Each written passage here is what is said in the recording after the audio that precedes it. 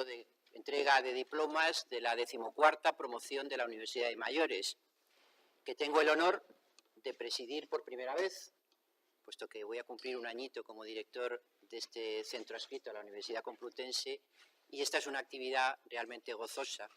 Me encantan los actos de graduación. Decía mi madre que le gustaban mucho las bodas.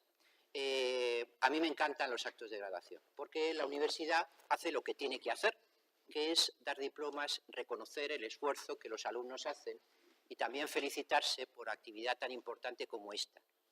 Es una de las actividades más longevas que se organizan en el Centro Universitario Cardenal Cisneros, 14 años ya. Por eso es mi obligación felicitar a los organizadores, especialmente a la profesora Esther Touza, porque mantiene con extraordinario rigor, con constancia, con valor y desde luego con el apoyo de la dirección de Cisneros esta Universidad de Mayores.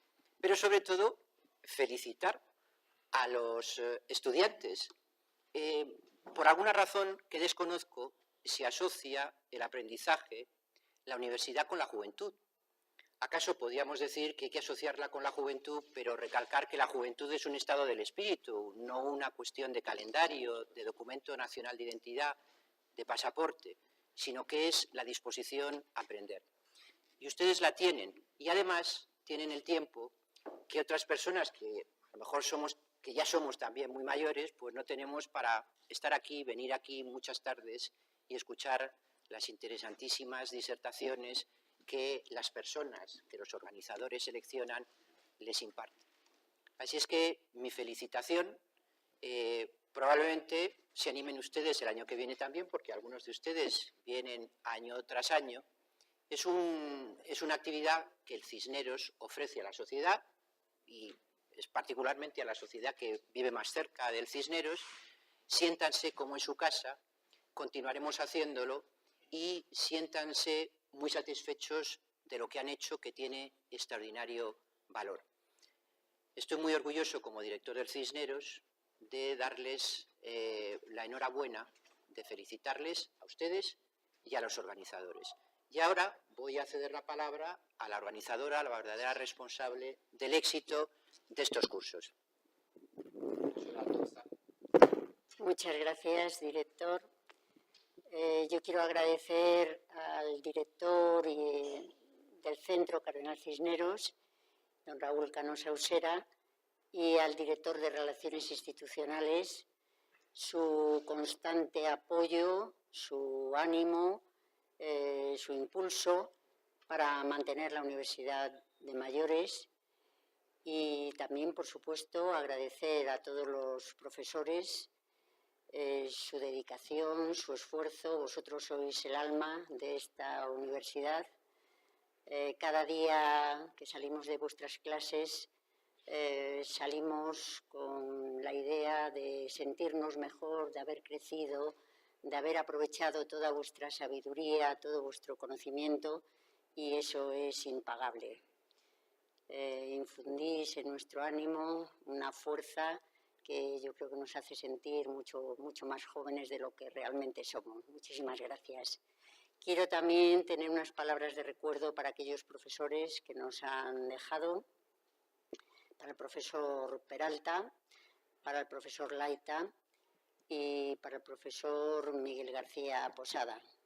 Los llevamos en nuestro corazón.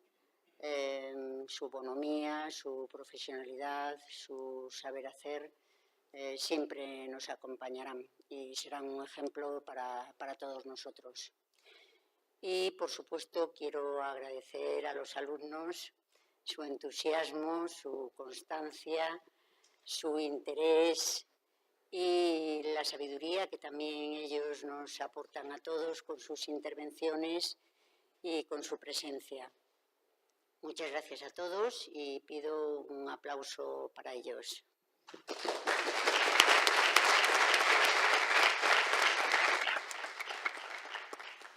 Gracias. Ahora, dos alumnos de la Universidad de Mayores, Morín y Marcelino, van a comentarnos cuál es su experiencia.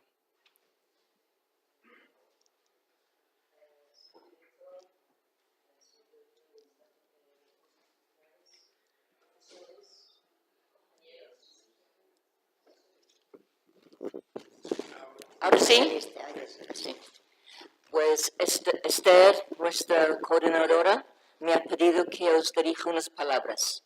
Y me gustaría hablaros de la importancia que ofrece la Universidad de Mayores a personas como yo, que deseamos ampliar nuestros conocimientos en esta etapa de nuestra vida en la que tenemos quizás menos obligaciones y uno puede dedicarse más a sí mismo. Os voy a explicar cómo es que yo me matriculé hace unos años en este curso.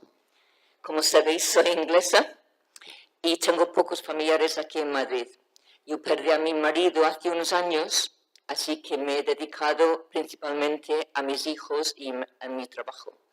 Y de repente, en un solo año, mi hijo mayor se casó en Estados Unidos, mi otro hijo me anunció su deseo de independizarse y la empresa me planteó la posibilidad de poder de jubilarme. Así me llegó la transición a una nueva etapa de mi vida y el temible síndrome del nido vacío. Así que decidí tomar un nuevo rumbo y reorganizar mi vida, y aunque me haya visitado un poco, tenía ganas de aprender cosas nuevas, indagar y tener algún objetivo en perspectiva. El tiempo no es eterno, como habitualmente se lo perciben los años jóvenes, pero tampoco impide encarar nuevos desafíos. Y yo creo que la principal razón por la que las personas de nuestra edad participan en un programa universitario es el deseo de conocer y de saber. Y a diferencia de lo que sucede en otras edades, las motivaciones para estudiar se asocian más a la satisfacción que proporciona el hecho de aprender. No somos universitarios que buscamos un título profesional, sino estudiantes movidos por el reto y el espíritu de aprender más. Y también existe el motivo de tipo social, el de relacionarse con otras personas. Y la asistencia a cursos permite llenar el tiempo de una manera creativa y mantenerse activo. O quizás si trata del simple deseo de mejorar y crecer personalmente. Francis Bacon, el filósofo inglés, dijo que el que pregunta mucho, aprende mucho y retiene mucho. Uno de los aspectos más positivos de nuestro curso es la falta de presión académica, es decir, la ausencia de exámenes, evaluaciones o trabajos obligatorios. Y esta flexibilidad y falta de presión hace disfrutar más de las clases. Aprender es divertido, lo hacemos porque nos apetece y no por obligación. Y nuestra motivación es obtener nuevos conocimientos y ampliar los que ya teníamos de una forma placentera, haciendo algo positivo con nuestro tiempo. Yo estudio la carrera en la Universidad de Kingston, que es una ciudad muy cerca de Londres, situada al lado del Támesis.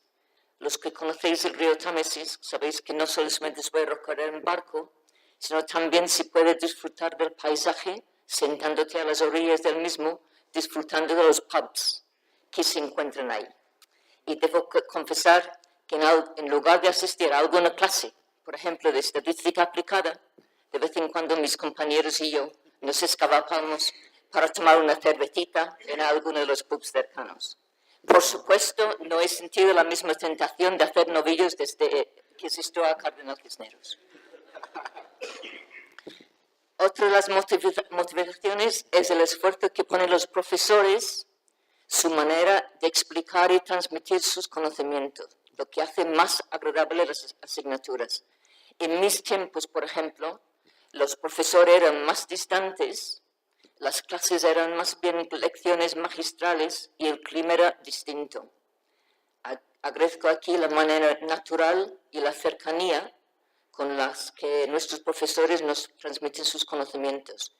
Y yo creo que el ambiente también es agradable para el profesor que tiene estudiantes motivados únicamente por la asistencia a clase sin las tensiones de las evaluaciones. Es un ambiente más distendido y relajado. Y cuando llegan las vacaciones y con ellos la oportunidad de descansar en la playa o en el campo y disfrutar de un buen libro, agradezco muchísimo a aquellos profesores que nos hayan recomendado una buena lectura. Libros de los cuales ellos aprendieron algo, que los inspiraron o que simplemente disfrutaron en su momento. Así que, siguiendo el consejo de nuestro profesor de historia, en lugar de una novela de la lista de los bestsellers, he dedicado mis ratos libres a leer una biografía de Otto von Bismarck para profundizar en esta figura clave en las relaciones internacionales durante la segunda mitad del siglo XIX y artífice de la unificación de Alemania. En este curso hemos tocado, entre otros temas tan interesantes como la historia mundial del siglo XX. Al final de la Gran Guerra, el mapa político de Europa sufrió una gran transformación con el derrumbe de los grandes imperios y el surgimiento de nuevos países. De esa guerra salieron también el comunismo y el fascismo, las dos ideologías que se enfrentaron con terribles resultados en la Segunda Guerra Mundial. Una guerra que afectó a la vida de millones de europeos durante la primera mitad del siglo XX. Hemos hecho un recorrido por la poesía en español de los siglos XX y XXI. Y nos hemos acercado al resurgir de la filosofía en España a través de figuras intelectuales como los de la generación del 98, la influencia de la institución libre de enseñanza y sobre todo la gran figura de don Miguel de Unamuno, uno de los grandes pensadores españoles del siglo XX. Además de profesor y novelista, dramaturgo, ensayista y poeta, el pensamiento de Unamuno influyó en las ideas políticas y en la sociedad de su tiempo. Unamuno es uno de los introductores más importantes en España de la literatura y del pensamiento de otros países. Él mismo leyó en alemán, francés, inglés y danés y se relacionó con intelectuales de varios países. Llegó a ser conocido y traducido a su vez y al mismo tiempo tenía un profundo interés por la historia española y el concepto de la intrahistoria. Hemos disfrutado también de un curso sobre la relación entre las artes y la historia desde el Renacimiento, en el que nuestro profesor nos ha enseñado obras maestras del arte, desde el retrato clásico al contemporáneo. Nos ha iluminado sobre los principales elementos para comprender los temas, las teorías y las ideas que hay detrás de los movimientos más importantes y significativos de la historia del arte. Hemos explorado tanto los movimientos artísticos como los artistas que hay detrás de cada cuadro, con el énfasis puesto en el conocimiento y el disfrute de las obras de arte. El arte cumple su propósito cuando nos enriquece. ¿Cuánto nos gustaría contar con la compañía del profesor en nuestras visitas a los museos o exposiciones para que nos explicara lo esencial de las obras artísticas expuestas? A través de este curso, he aprendido a apreciar mejor las distintas corrientes artísticas y sacar el máximo provecho de mis propias visitas a los museos. Somos afortunados de poder vivir en una ciudad como Madrid que alberga museos tan excepcionales. El profesor Edo nos habló del romancero español, un grupo de cortos poemas de origen medieval de estilo popular y de los romances nuevos o artísticos escritos por autores cultos y conocidos a partir de la segunda mitad del siglo XVI. Leímos los romances sobre los temas en boga en la literatura de la época que reflejaban el acontecer histórico de su momento. Hemos tenido el privilegio en este curso de disfrutar de profesores de la talla de Santos Juliá y José Borrell, que nos han hablado del tema de tan candente actualidad como es Cataluña, conociéndolo mejor desde distintas perspectivas. Y como actividad complementaria se nos ofrecen también visitas guiadas para recorrer Madrid a través de su historia y a las colecciones de los museos y palacios. Y además un viaje inolvidable a la Grecia clásica con nuestro profesor de mitología. Aparte de adquirir conocimientos y disfrutar aprendiendo, otra satisfacción que me ha aportado el curso es la posibilidad de conocer a nuevas personas y relacionarme con gente muy agradable. Es como si os conociera desde hace mucho antes. Gracias, compañeras y compañeros. Aunque repetir cursos suele verse como algo negativo, he vuelto a descubrir el placer de aprender y me siento de alguna manera enganchada. Así que espero regresar a las filas de los repetidores una vez más el curso que viene. Gracias.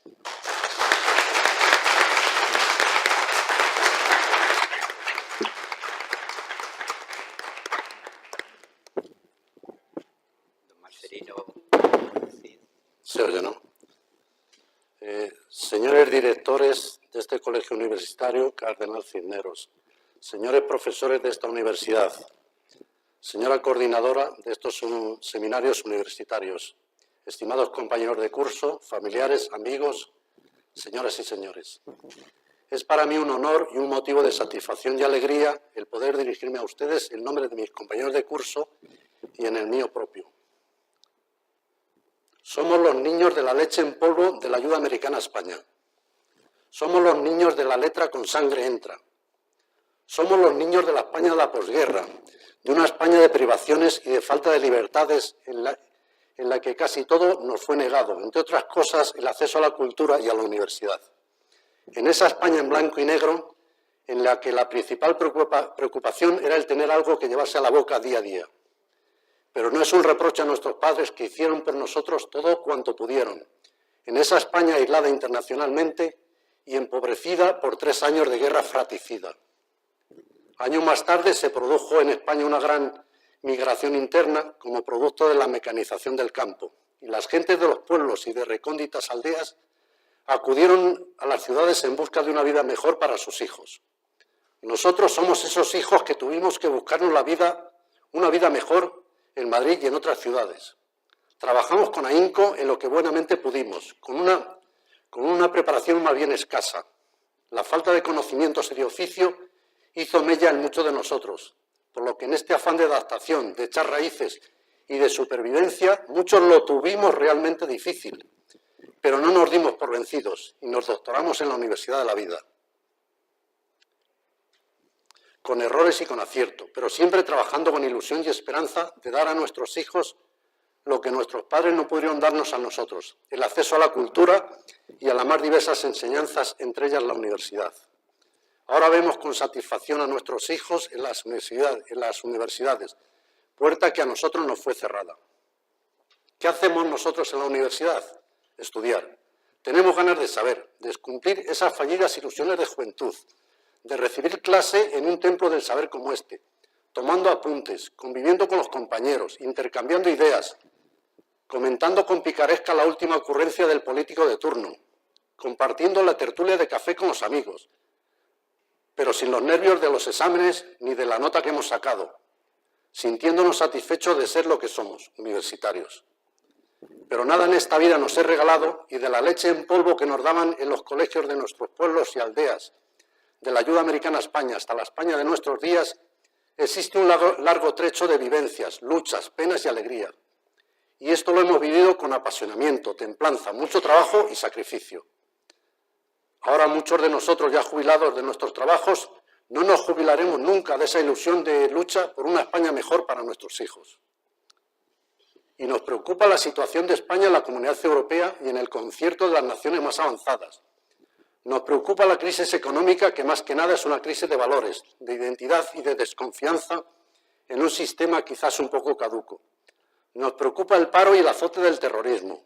Nos preocupa la unidad de España amenazada por separatismos periféricos. Y estamos dispuestos a los sacrificios que sean necesarios para, con trabajo y tesón, resolver entre todos estos nuevos desafíos a los que nuestro país se ve sometido.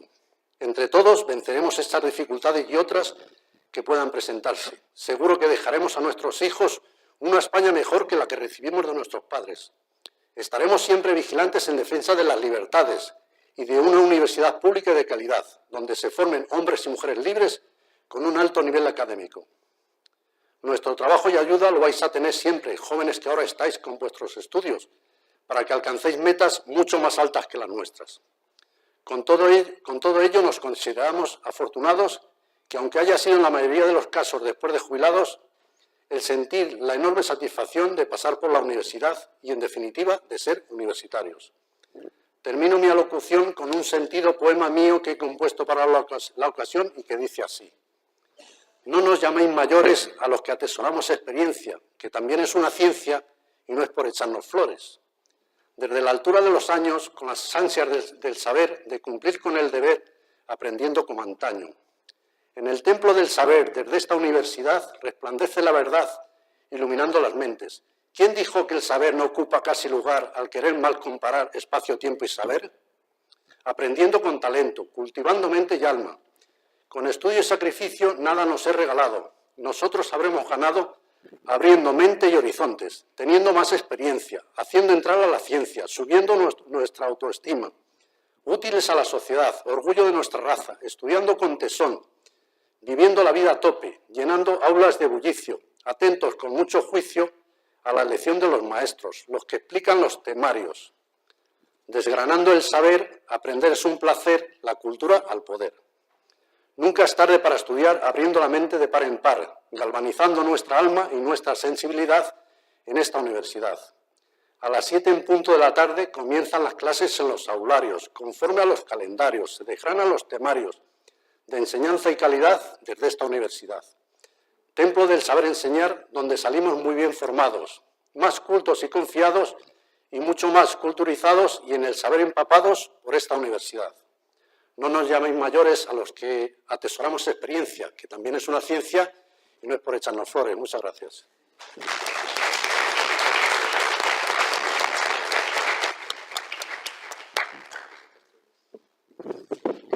La profesora Touza tiene la palabra para presentar al ponente.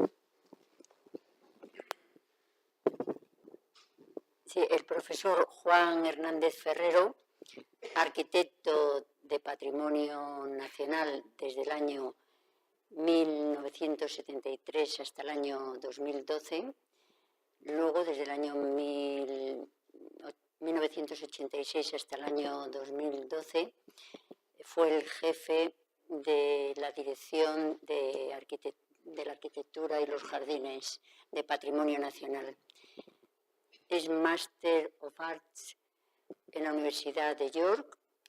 Ha impartido clases en numerosas universidades e instituciones tanto nacionales como en el extranjero y tiene numerosas publicaciones. De ellas la más destacada es la del libro sobre los palacios reales de Patrimonio Nacional, que ha sido traducido al inglés, al francés, al alemán y al ruso. Hombre sabio entre los sabios, profesor muy querido por todos, querido y admirado por todos. Le cedo la palabra para que nos hable de la relación entre las artes y la historia, y en este curso va a hablar de la fotografía, en esta hora que tenemos, en esta hora escasa. Muchas gracias. Muchas gracias, Esther. Voy a hablar una hora escasa. Como ya me dijeron que la lección de hoy era más corta que las anteriores, era prácticamente imposible meter en la lección de hoy los dos temas que nos han quedado un poco pendientes en estas sesiones. Nos hubiera gustado hablar un poco de cine y un poco de fotografía, o un poco de fotografía y un poco de cine. En realidad, cuando se pregunta qué fue antes, si el huevo o la gallina, qué fue antes la fotografía o el cine, hay que decir que fue antes la fotografía. El cine empieza siendo un conjunto, una serie de fotogramas. Sin embargo, la fotografía no se elevó a la categoría de arte hasta muchos años después de que el cine alcanzase dicha categoría. Bien es verdad que esas categorías son pura convención, son convencionales. Efectivamente, el cine se le denomina séptimo arte a partir de hace aproximadamente 105 o 107 años. Algún teórico italiano dijo: el cine es el séptimo arte, entendiendo el papel que iba a tener el cine en los decenios venideros. Luego se coló otro arte más, que fue el cómic, o la banda dibujada, o el tebeo, como lo quieran ustedes llamar, de lo cual hablamos la semana pasada. Y finalmente, en noveno lugar, se calificó a la fotografía de arte, de una de las grandes artes. Es por eso que ha llegado con un poco de retraso a esa convencional calificación o clasificación de las artes, por lo que ante el dilema de elegir entre cine y fotografía y el problema de hablar muy poquito, menos que en otras ocasiones, pues hemos elegido la fotografía. Y la lección de hoy sigue girando en torno a ese movimiento biunívoco que hemos tratado en todas las sesiones anteriores. Cuando hemos tratado el binomio arte e historia, lo hemos tratado siempre, y por eso insisto, en dos sentidos. ¿Cómo influye la historia en el mundo del arte? ¿Cómo la historia le va marcando casi siempre los caminos al arte? No siempre, pero casi siempre. Y cómo el arte reclama de la historia la temática. Por eso el arte, en casi todas sus realizaciones, tiene unos fragmentos de sus realizaciones que son la temática histórica. Hay pintura histórica, hay escultura histórica, hay cómic histórico, hay cine histórico, que seguro que trataremos en algún momento, y hay fotografía histórica. Entonces yo le voy a presentar hoy la lección en dos partes. Uno, la fotografía como arte. ¿Por qué? Porque hay mucha gente que discute esto, que la fotografía sea un arte. Todos somos fotógrafos. Desde hace muchos decenios todos somos fotógrafos. Todos hemos hecho fotografías. Por tanto, si la fotografía las hace cualquiera y la fotografía es un arte, pues todos somos artistas. Bueno, pues no. No. El fotógrafo artista es un oficio que requiere mucho esfuerzo, mucho estudio, mucha dedicación, mucha ilusión, muy buena salud y una larga vida para poder aprender y luego desempeñar mediante el ejercicio de ese arte cuanto se ha aprendido en las etapas primeras de la formación del artista. ¿Por qué la fotografía es un arte? Creo que en alguna ocasión les dije que un fotógrafo recientemente desaparecido, Francesc Català Roca, decía que solamente con buscar el punto de vista, eso ya bastaría para calificar la actividad fotográfica como arte. En el mundo del cine, la propia fotografía tiene entidad propia. En el mundo del cine hablamos de los actores, y hablamos del guión, y hablamos del montaje, y hablamos de la dirección. Pero también se habla de quién es el director de fotografía, que es el que puede levantar o arruinar una película. Aquí hemos tenido grandes directores de fotografía en España y en Europa. Es importantísimo el director de fotografía dentro del propio mundo de la cinematografía. La disposición de las luces, la elección del tema, la elección del momento. Son tantas las variables que puede manejar un fotógrafo que verdaderamente bastaría para consagrar al fotógrafo supuesta un mínimo de calidad de su trabajo como un verdadero artista. Yo he elegido a un artista madrileño que estudió en la Universidad Complutense de Madrid y que estudió Historia del Arte, que tiene en este momento de tener 60 o 61, y he elegido una relación de imágenes, de fotografías hechas por él. Este hombre, que es un estudiante de Historia del Arte, que se licencia, deriva enseguida hacia el mundo de la fotografía y de ese mundo ha hecho su razón de ser y su razón de vida. Y yo les voy a poner 15 o 20 o 25 fotografías, imágenes hechas por él, que todas dan que pensar. No son fotografías normales. ¿Por qué? Porque tienen una carga que invita al pensamiento. Lo van a ver. Vamos allá. Este señor se llama La Luz, ¿no? La Luz. Este señor se llama Chema Madoz, o José María Rodríguez Madoz, que es requete conocidísimo. Fíjense ustedes, bueno, esto se lo voy a resumir, que estudió en el Complutense, que nació en el año 58, y dice la última línea: si ustedes contemplan su trabajo, Ustedes pueden casi oír a Madoz diciendo que las cosas no son como parecen. Son fotografías que hablan por sí mismas.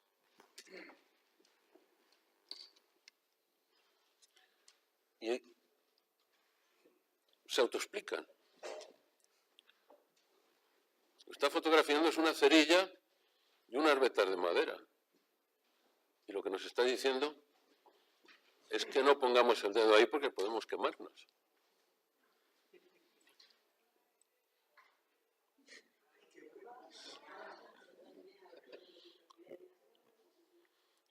Bueno, esto...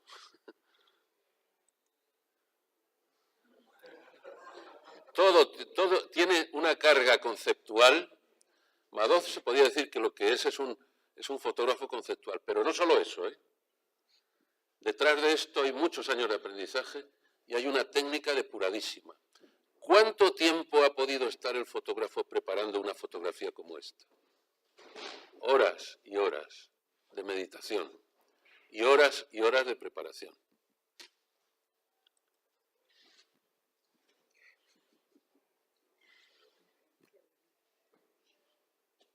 Es fotógrafo en blanco y negro.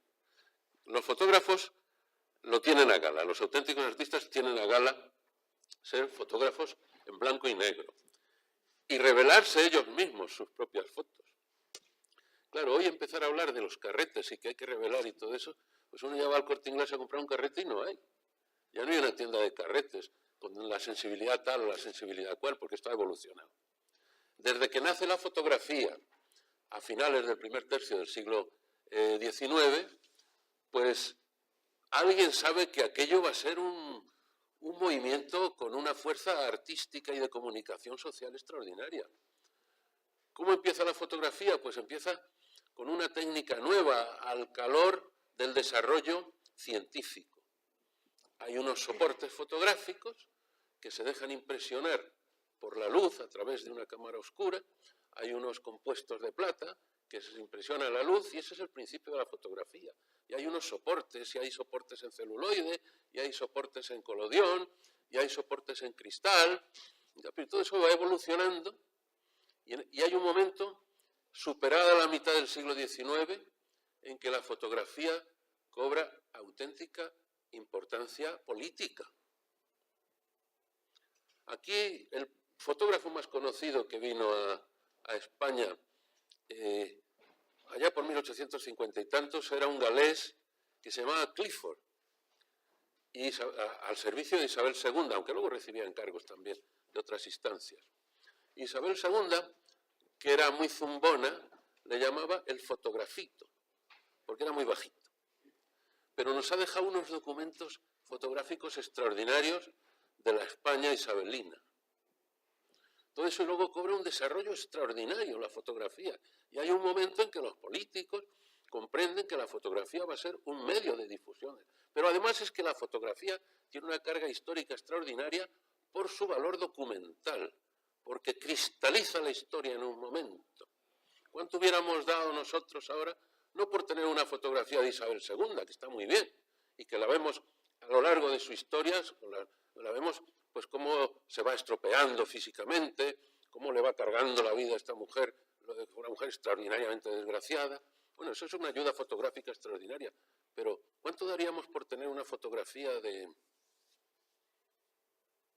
descubrimiento de América, de Colón, llegando a la isla de Guananí, o de la Jura de Santa Gadea, o de María Antonieta en la horca? ¿Cuánto daríamos por tener esa fotografía? Esa fotografía nos diría una cantidad. La fotografía es también, además de todas estas cosas que podemos decir de ella, es un documento de un valor demoledor. Y ahora lo vamos a ver luego en la segunda parte. Vamos a ver algunas imágenes más de Madoz. Verán ustedes cómo todo esto invita a la reflexión. Y además son fotografías muy sencillas, con cosas muy sencillas. Hay fotógrafos que complican mucho la cosa con objetos diarios, casi prosaicos. Y fíjense ustedes lo que se fabrica, las imágenes que se fabrican. El amigo Chema Madoz. dominando la técnica, ¿eh? Hay que saber luego tratar la fotografía también. Y saber iluminarla.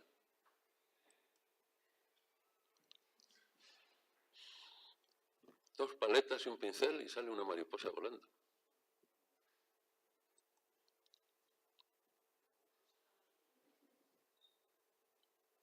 Y esto es otra fotografía que da un poco de vértigo verla porque produce una cierta inquietud. Es un arco.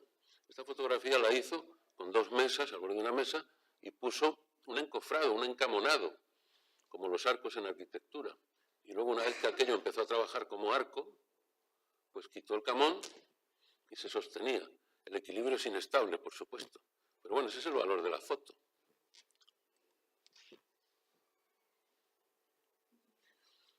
Lo que le pudo costar a Chema Madoz sacar esta fotografía de un líquido viscoso, porque no es agua, era un líquido viscoso que él fabrica, hasta conseguir fotografiar y que apareciese esta pieza. Y esta pieza es una pieza típica de los puzzles.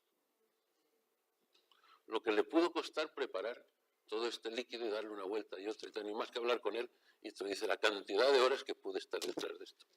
Es decir, son fotografías que nos hacen pensar, porque tienen mucha enjundia, porque es un fotógrafo conceptualista.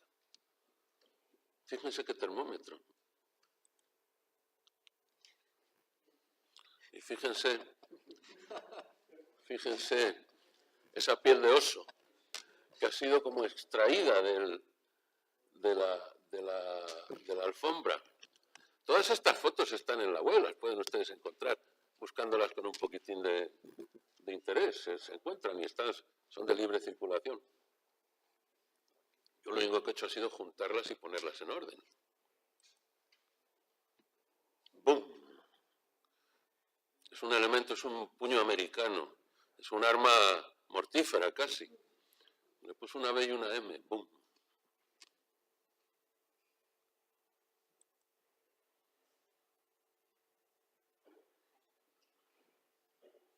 Hay que pensar un poco.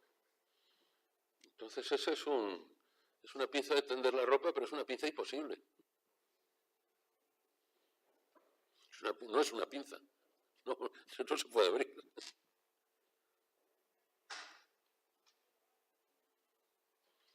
Es una estantería de libros que tiene dos tirantes, pero realmente no son dos tirantes, son dos lápices colocados y con la luz y la sombra en tal posición que obliga al cerebro a cambiar de idea de lo que es la primera impresión de esta foto.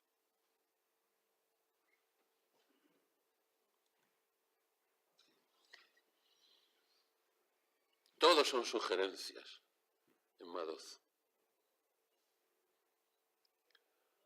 Es una especie de ataúd, sui generis.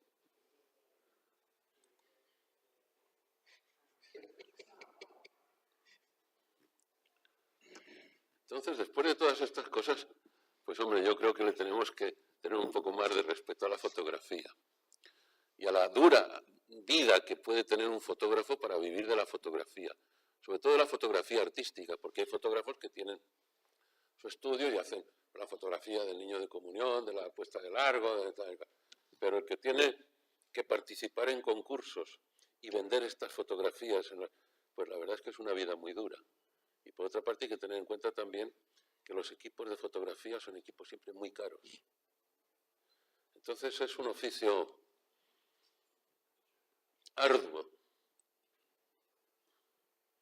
Esto parece que es el afilador que va por la calle llamando a aquel que quiera afilar sus cuchillos.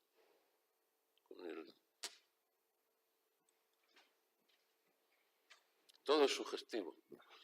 Esto hay que tener un poco de edad para entenderlo, pero es que antes en muchas tiendas los albaranes y se iban pinchando, pero se pinchaba una hojita, no un libro, claro.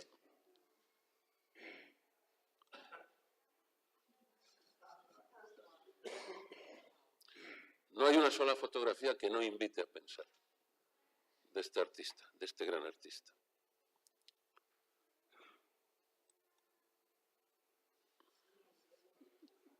Una muleta.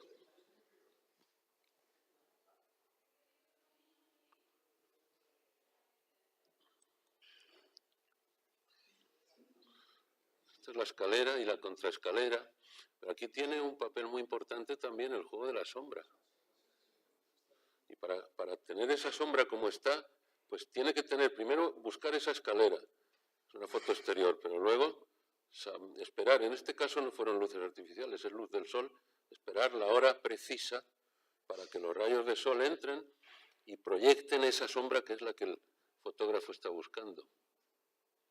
Por eso digo que en estas fotografías, fíjense que son fotografías, digamos, conceptuales. Luego está el fotógrafo, el reportero, el fotoperiodista, y por las fotografías, los premios Pulitzer. Hemos cogido la fotografía conceptual porque nos parecía que era el mejor camino para llegar a su ánimo, para llevar a su ánimo el hecho de que detrás de una fotografía puede haber un gran artista.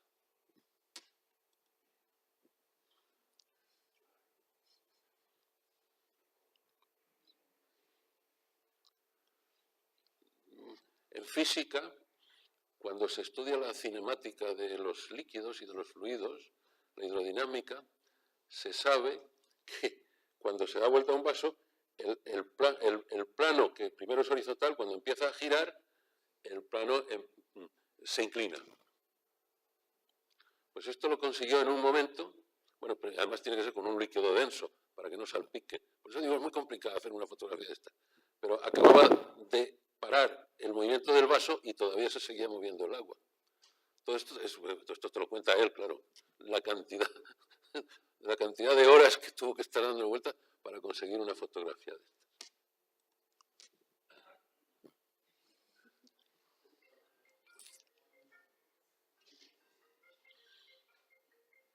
No es el fotógrafo de los objetos imposibles, pero sí es el fotógrafo en ocasiones de los objetos extrañamente maridados, digamos, extrañamente combinados. Fíjense este otro.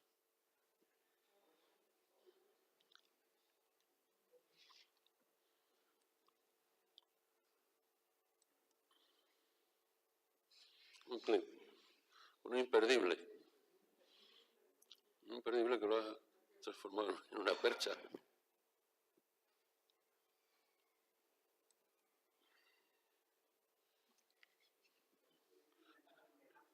¿Esto es para hablar o para escuchar?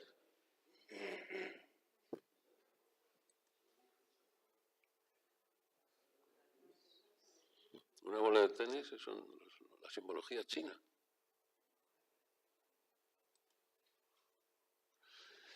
Y esta excita un poco al espectador porque dice, bueno, este es un símbolo, lo de el filo de una navaja o de una gilet, como es este caso.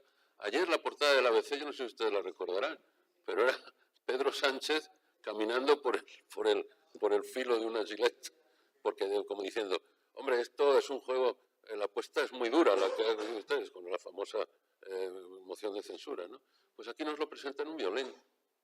El puente no es un puente de madera de limoncillo, sino que es una gilet. Bueno, esto era nada más que con prisa y en plan aperitivo para pasar a la segunda parte. Pero era para que vean ustedes, para llevar a su ánimo, como les he dicho, que detrás de cada fotografía, la fotografía no es apretar un botón, ni es sacar una foto del bautizo de un nieto, de la comunión de un niño, de una boda, etc. La fotografía, esta conceptual, es un poco la base de ese binomio fotografía y arte. Y ahora vamos a pasar a una segunda parte también, que voy a ser muy rápido, que es la fotografía que hace historia. Y yo les voy a presentar también, casi se autoexplica, una selección de fotografías que van a definir la vida española a lo largo de los últimos 60 y tantos años, desde los últimos años 20 hasta el 92. Y son fotografías que muchos de ustedes conocen. Algunas no, pero casi todas son conocidas. Y la simple exposición seriada de esas fotografías, sin más comentario, bueno, algún comentario haré, pero casi sin más comentario que la fecha, ilustran la vida de una sociedad como la española en 60 y tantos años del siglo XX. Verá. 1926. Este es un episodio que conoce muy poca gente. Cuando el general Franco es ascendido a general. Ahí se le ve, tiene un valor histórico tremendo, como lleva la estrella de general, este es su ayudante, y aquí le está dando este otro mando superior, le da el fajín de general. 1926, Franco en ese momento tiene 34 años. Probablemente no era el general más joven de Europa, como se ha dicho, pero sí uno de los más jóvenes, probablemente. Al año siguiente, una fotografía tomada en la Magdalena de Santander de la familia real. Año 27, estamos en plena monarquía. Ya tocada de ala, porque ya estamos en pleno dictadura o dicta blanda de Primo de Rivera. Y aquí ven ustedes pues a toda la familia al completo, con otros 2 miembros más. Yo creo que esta foto tiene el valor, aparte del valor documental y de cómo eran estas personas en ese momento. Bueno, de todos los que están aquí fuera, han muerto todos, pero yo creo que tiene como un halo de tragedia, como una premonición de que casi todas estas personas pues o morían de manera trágica o iban a sufrir mucho. Este es el rey Alfonso XIII, su mujer Ina de Battenberg, 2 hijas, Cristina y esta es Beatriz y Cristina. Beatriz y Cristina, sí. Los hijos, don Alfonso, que tuvo una vida desgraciada y una muerte trágica, hemofílico, don Jaime, parecido. Yo he llegado a conocerle, le saludé una vez en Palacio el año 73 a este señor, porque vino a hacer un disparate, venía a ofrecerle al Patrimonio Nacional el Toisón de Oro. Luego se dijo que no, que era suyo y que luego desapareció el Toisón de Oro. Pero bueno, sus hijos, don Juan, el conde de Barcelona, y este pobre muchacho, Gonzalo, también, que murió de manera trágica, desangrado, porque era hemofílico, la reina madre. Y esta fotografía tiene, aparte del valor documental y que reproduce exactamente la realidad, a mí me parece, o por lo menos yo creo entender en ella, como digo, un cierto halo de tristeza y de tragedia.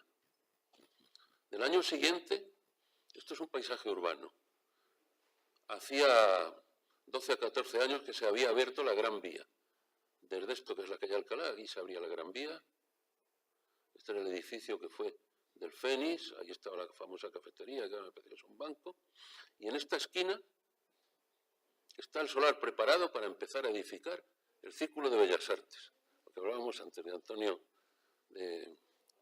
Antonio Palacios, el arquitecto. Y aquí, ¿cómo era la calle Alcalá en ese momento? Pues tenía una mediana, esta es una estación de parada del tranvía y el binario del tranvía, las vías del tranvía, ahí tienen uno y otro, que conducían el tranvía hasta el final, hasta la Puerta del Sol. Pues se tiene un valor extraordinario como documento. El año 28, 2 de las personas que hemos visto antes están examinando de bachillerato en el Instituto de San Isidro. Don Juan, padre de don Juan Carlos, y su hermano don Gonzalo, que les dijo que ya les dije que había muerto trágicamente en Suiza, en Austria. Se estrelló con un coche, iba conduciendo su hermana, una de las que hemos visto antes. Él se hirió, no se pudo contener la hemorragia y murió en Graz, cerca de Graz. Pues esto es en el año 28. Y se están examinando de bachillerato. Y se están examinando de geografía e historia.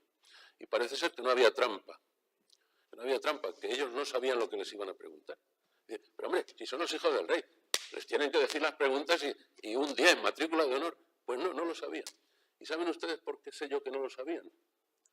Porque en esta fotografía, había otros muchachos jóvenes que se examinaban en ese momento también de geografía e historia y sabían que no lo sabían porque estaban muy nerviosos estos 2 infantes. Y bueno, y perdonen ustedes la efusión personal, pero uno de esos muchachos que se examinaba lo mismo el año 28 era mi padre, que es el que me lo contó. Por eso se lo contó. En el Instituto San Isidro de Madrid. Y esto es otra vista urbana del Madrid del Madrid del año 30. Atocha, la estación de Atocha.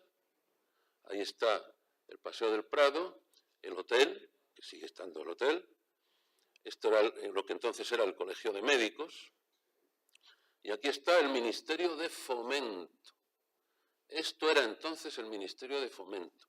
Antes de que le hicieran un levante, una planta más, que le metieron por encima de esta ahí, que lo han dejado muy mal, ha quedado muy mal, pero bueno, eso lo levantaron ya. Este era el Ministerio de Fomento que luego pasó a ser el Ministerio de Agricultura.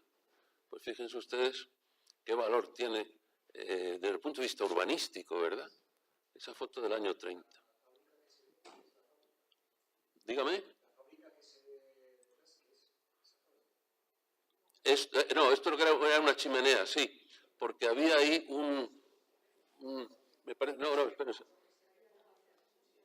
me parece que había una pequeña central térmica. Es ahora la Caixa, ¿no? El Museo de la Caixa. Donde está el CaixaForum. El CaixaForum, sí. Ahí es, ahí justo. Pues digo, en la fotografía tiene valor artístico, pero tiene un valor histórico definitivo, vamos, indudable. Y el año 31 se colapsa la monarquía. Y esto es una fotografía, un detalle de un busto de Alfonso XIII con el toisón de oro que aparece en Barcelona, decapitado y en el suelo. ¿Por qué? Porque era un ataque al símbolo. Detrás de esta fotografía lo que tenemos que ver es la fuerza de los símbolos, que lo estamos viendo ahora, con las bufandas amarillas y las cruces amarillas. Es decir, cuando se ataca el símbolo, cuando se dice, si usted ataca a una foto de mi madre, está atacando a mi madre, por decirlo en el aspecto familiar, ¿no? Pues por eso digo que estas fotografías, aparte del valor histórico, documental y tal, tienen también su valor conceptual también. Aquí hemos hablado, hace poco Maureen había hablado de don Miguel de Unamuno, ahí le tienen ustedes, un grandísimo pensador, el gran pensador de la transición del siglo XIX al XX, y es además el creador, bueno, no solamente, él era catedrático de griego, realmente pero bueno, hablaba griego, hablaba latín, hablaba inglés, hablaba alemán, era amigo de Søren Kierkegaard, era amigo por su correspondiente tal. Un hombre castigado por Primo de Rivera, que estuvo en el exilio en Fuerteventura. Y luego tuvo problemas hasta el final de su vida, prácticamente murió el último día del año 36, pues tuvo problemas también en la facultad en la Universidad de Salamanca. Y fue también un gran poeta. Yo les podría recitar, no lo voy a hacer, recitar algún poema de Unamuno y un gran novelista. Es el padre de la novela psicológica. Y la influencia que tiene, o sea, en algunos aspectos, Ortega es hijo de él. Y María es el nieto. Dicho metafóricamente, ¿eh? Don Miguel de Unamuno. ¿Recuerdan ustedes la novela fantástica y la película? Ya hablaremos en algún momento hablemos de cine. También la fantástica película de la tía Tula. Tremenda. Pues ahí tiene una raíz, hay un guión, pero bueno, la raíz unamuniana está ahí. Y del año 31, pues ya le tienen ustedes al presidente de la República Española, don Niceto Alcalá Zamora, que era republicano. Bueno, era republicano el año 31, había sido 3 veces ministro de la Corona. Pero bueno, la política es así, no nos tiene que extrañar. Ministro de la Corona 3 veces. Bueno, y abogado, además abogado de prestigio y abogado de un banco francés de mucho, era del Crédit Lyonnais. También tuvo un final desgraciado, ¿eh? También tuvo, cuando le remueven de la presidencia de la República el año 36, él no se lo esperaba, lo consideró como una traición y entonces él se hundió y finalmente pues terminó su vida en Buenos Aires, estuvo enterrado en la Chacarita, que es un cementerio precioso, don Niceto Alcalá Zamora. Año 31, una de las grandes plumas de la literatura española del siglo XX, don Pío Baroja, que ahora le volveremos a ver, pero ya en otro escenario. Ahora lo volveremos a ver a don Pío, El año 36. Primero, ministro de la Presidencia, ya había sido ministro de Defensa, ministro de la Guerra. Primero, después de febrero del 36, ministro de la Presidencia, y luego a partir del 7 de mayo del propio año 36, presidente de la República. Tercer presidente. Segundo, porque hubo un interinazgo de don Diego Martínez Barrio, pero bueno, segundo o tercero, como ustedes lo prefieran, de la Segunda República Española. Y el año 36, amnistía. Esto es otra fotografía muy interesante a los pocos días de ganar el Frente Popular, el 16 de febrero, que fue una explosión positiva y negativa. El año 36. Esta foto ya nos está diciendo que vamos a estar en una España desgarrada, en una España donde ha subido mucho la temperatura. Y es curioso porque si se analiza esta foto, se ve que hay un cierto parecido entre estos guardaespaldas con caras de pocos amigos que protegen la figura de la pasionaria y su manera de vestir recuerda un poco exactamente a las Juden, a la juventud hitleriana. Ya saben ustedes que el que hacía muchos de los diseños de los uniformes, que era un gran artista también, de los uniformes hitlerianos, era un señor que se llamaba, que su firma permanece todavía, ¿verdad? Se llamaba Hugo Boss. Era el que diseñaba esos. Bueno, más vale no acordarse. El año 36, esta es la otra España, en Burgos. Cualquiera que conozca Burgos, esa es la calle Santander, y estos son unas milicias que se están organizando para bajar a conquistar Madrid. Ahí los tienen, armados con un fusil, con los correajes, y se están organizando. No llegaron a Madrid, claro, llegaron hasta Alto de los Leones, hasta la cordillera, nada más. Año 36, ya es una España en guerra. Año 36, Barcelona, las barricadas.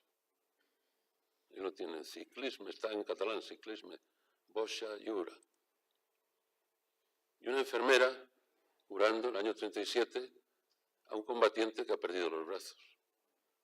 Por eso digo que simplemente con poner una sucesión de fotografías se va dibujando la historia de España. El año 38. Este es el batallón Lincoln, de la 15 Brigada, y este es su jefe. Y este señor de aquí, que luego fue el premio Nobel y también se suicidó, Ernest Hemingway. Probablemente era un agente de Comintern, probablemente, no se puede saber. Pero era un señor muy bien pagado. Cada crónica que mandaba le daban $500. Échense. La verdad es que todos los combatientes, toda la gente republicana estaba bastante mejor pagada que sus pares del otro lado, ¿eh? Por eso la guerra salió tan cara, especialmente bueno, al final pagó España, claro. Pero fue el ejército popular de la República estuvo muy bien pagado y los brigadistas internacionales también, ¿eh? Muy bien pagados. Lo digo porque Hemingway cobraba mucho dinero. Pero bueno, estuvo acá y luego volvió ya, después de la guerra, volvía con alguna frecuencia, volvía a los Sanfermines, estaba unos días en Pamplona y luego subía a la montaña navarra a pescar, era lo que le gustaba. El año 39, estos sí que eran fascistas, es una unidad fascista del CCTV, del Corpo de Trupe Voluntarie, y esto es la Castellana, esto es la calle Lista, esa esquina es el Banco de Santander, aquí se montó esa arquitectura efímera y ahí pues se puede reconocer el Víctor de Franco, ese es Franco, este es el general Saliquet, ese es el almirante Moreno, en fin, la jerarquía militar que acababa de conseguir la victoria. Esto fue año 1939, exactamente fue el 19 de mayo. La guerra termina el 1 de abril, pero la llegada a Franco se retrasa, entre otras cosas porque estaba enfermo. El 1 de abril Franco tenía un gripazo tremendo, estaba en la cama. En Burgos tuvo que pasar un cierto tiempo para poder llegar a Madrid. Pues esta es otra fotografía desgraciada, del año 51. Juan Carlos y su hermano Gonzalo. No es que Gonzalo muriera en circunstancias trágicas, es que murió en circunstancias tragiquísimas, porque Juan Carlos le pegó un tiro a su hermano y lo mató.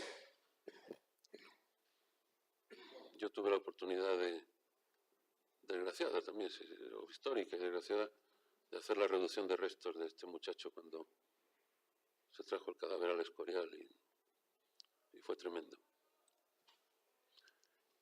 Y esta es otra vez don Pío Baroja. Ya le dije yo que iba a salir de don Pío Baroja en el lecho de muerte y entonces se quiso hacer Hemingway una foto con él. Todo esto es año 56. Y un par de días o 3 después murió. Y uno de los que llevó el ataúd a hombros de don Pío Baroja fue Camilo José Cela, que también era muy conocido de él y muy amigo y le admiraba mucho, porque don Pío ha sido uno de los grandes escritores españoles del siglo XX. Y fíjense ya el año 57, en posguerra. Esta es una foto sacada en Gerona.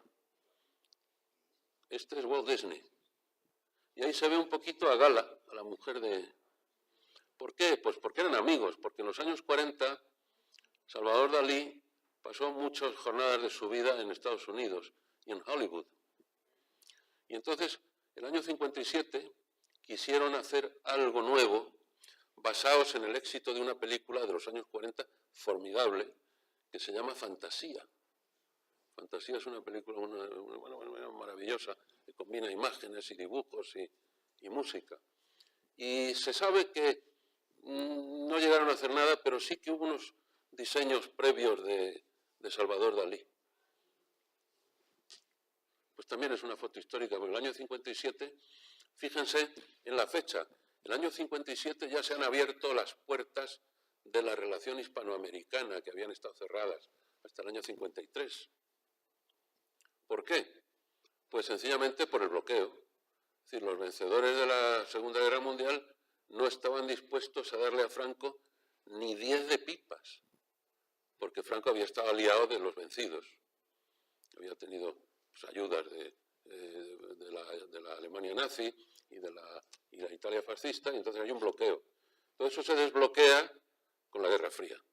Y en el año 53 se firman dos cosas muy importantes. Por eso digo que hablar de fotografía es hablar de historia.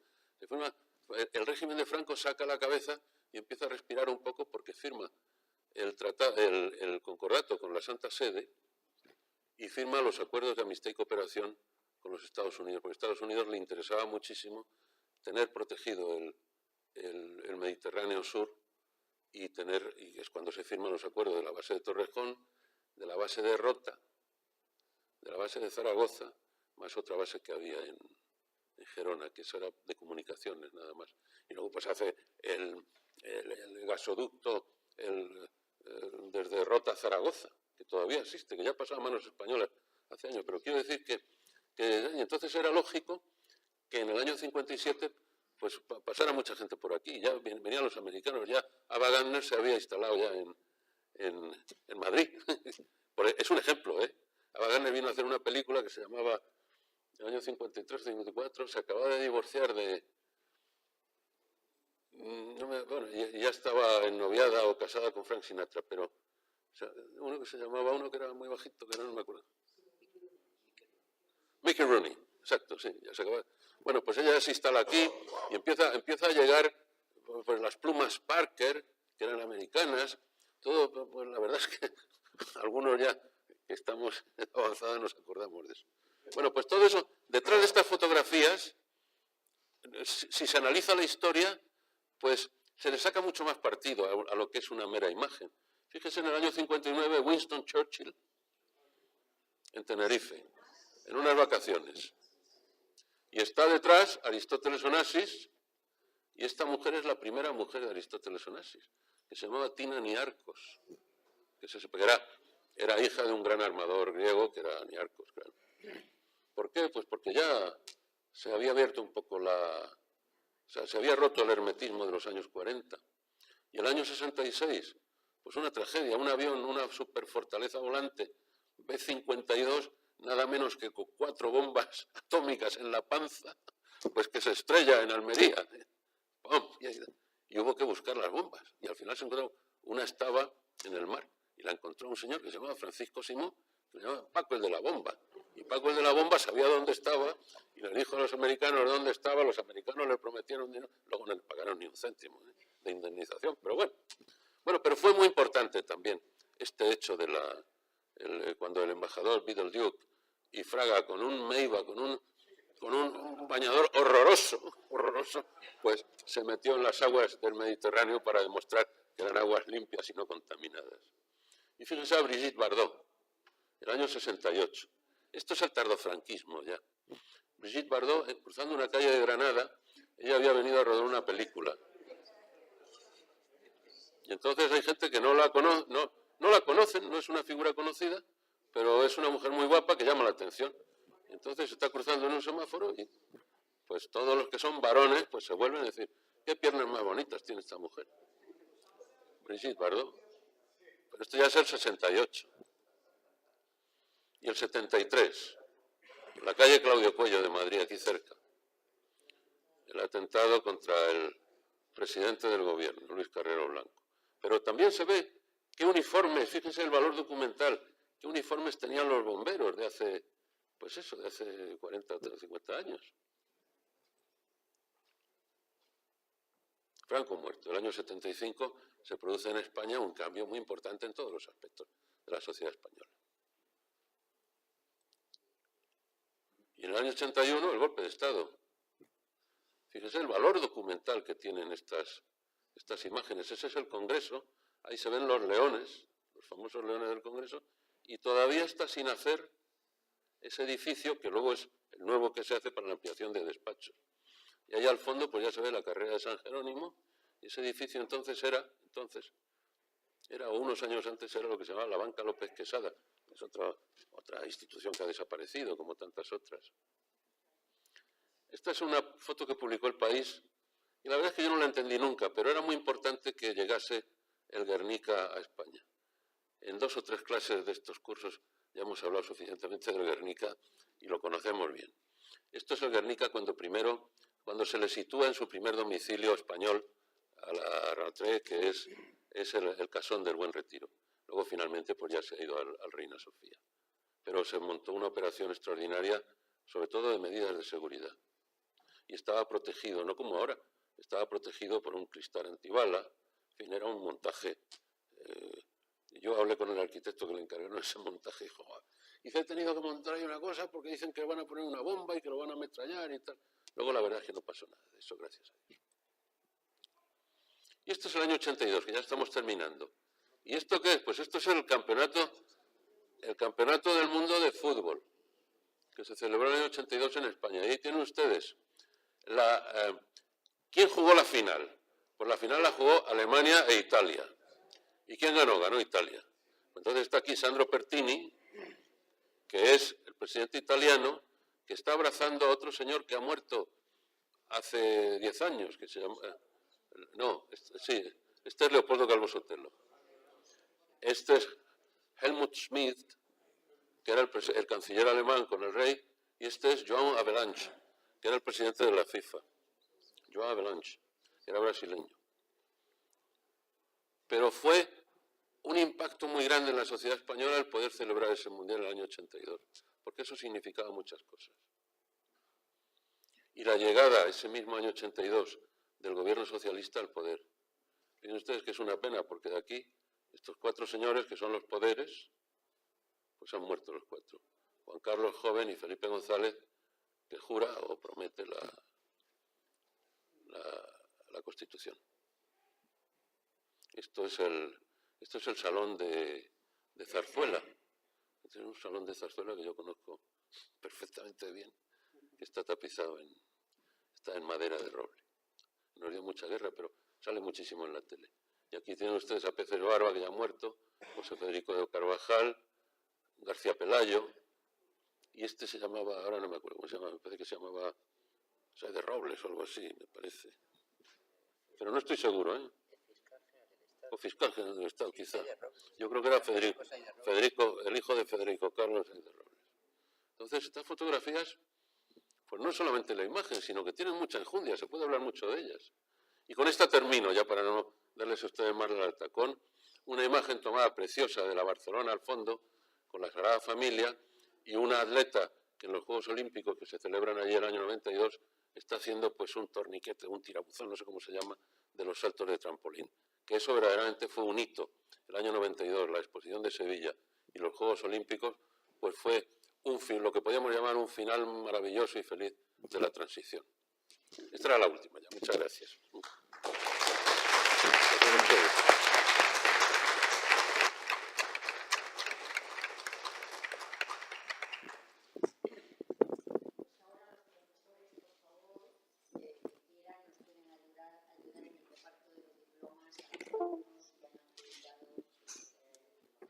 Muy bien, fantástico.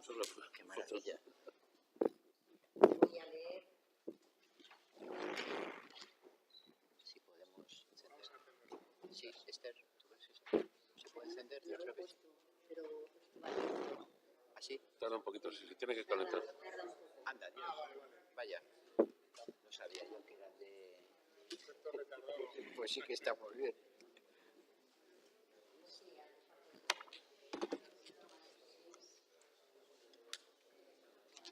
Yo pues veo, me ha encantado. Fíjate, no lo conocía. Este nuestro Oh, sí, Chema Amador, sí, madrileño. Es fabuloso.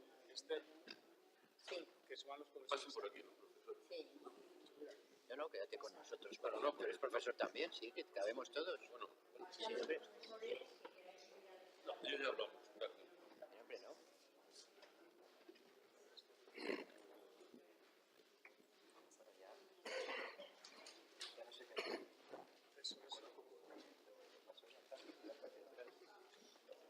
Bueno, oye, muchísimas gracias.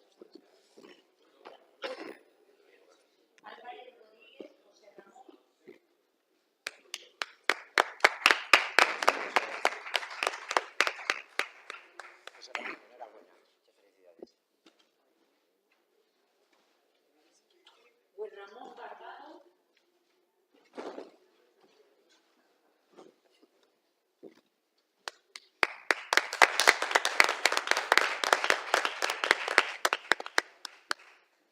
José Ramón Bistuén.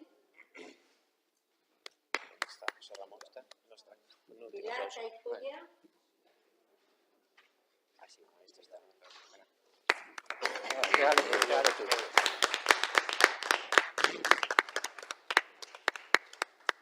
José Manuel Calvo González.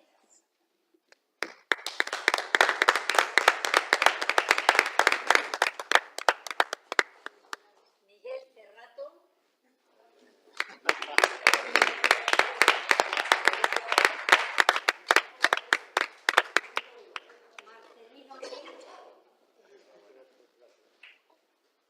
Marcelino Gil. Sí, Marcelino. Enhorabuena y también por tus palabras.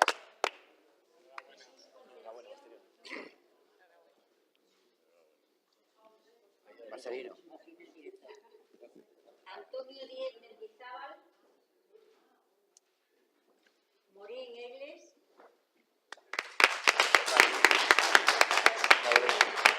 Gracias a ti. Enhorabuena también por sus palabras.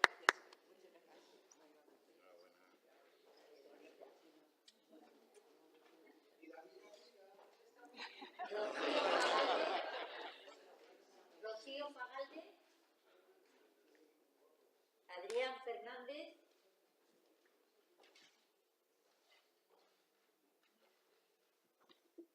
Eugenio Gallego.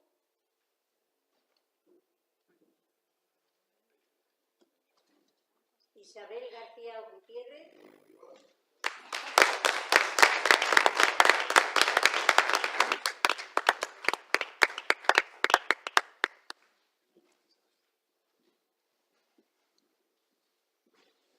José Gómez Arnau.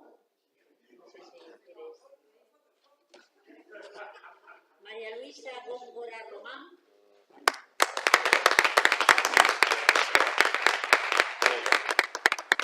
Enhorabuena. Concepción González Martín.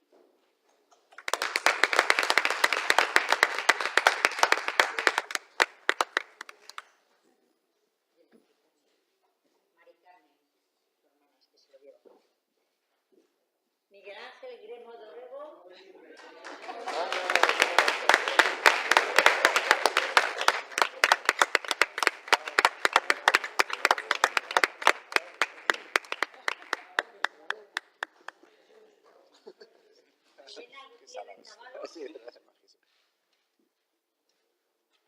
Elena Gutiérrez Rodríguez.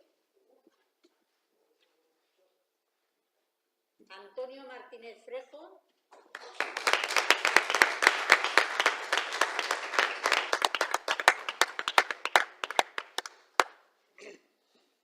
María Dolores Mateo. Ángel de Miguel Román. Encarnación Muriel.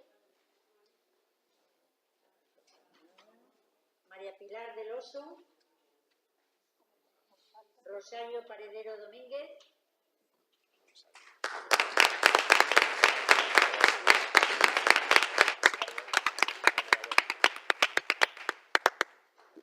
Margarita Rodríguez Platero. María Concepción Sáenz Lorenzo.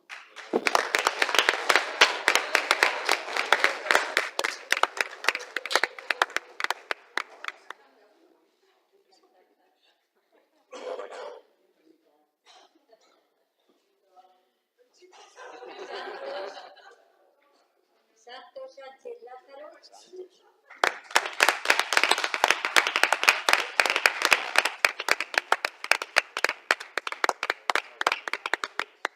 Carmen Sánchez Rodríguez.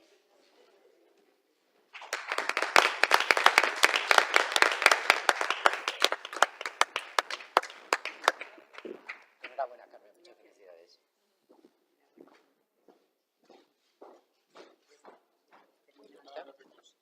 Entonces, nada, sentamos.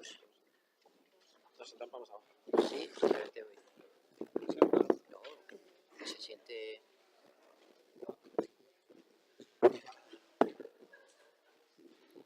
Solo me queda declarar clausura de este acto. Nuevamente felicidades a todos los alumnos, también muchísimas gracias a los profesores por la labor que han hecho durante el curso y por acompañarnos también. Felicidades a los alumnos que han intervenido porque han sido magníficos y emocionantes discursos. Y ahora creo que tenemos un refrigerio, así que ahí continuamos el acto, el segundo acto. Muchísimas gracias.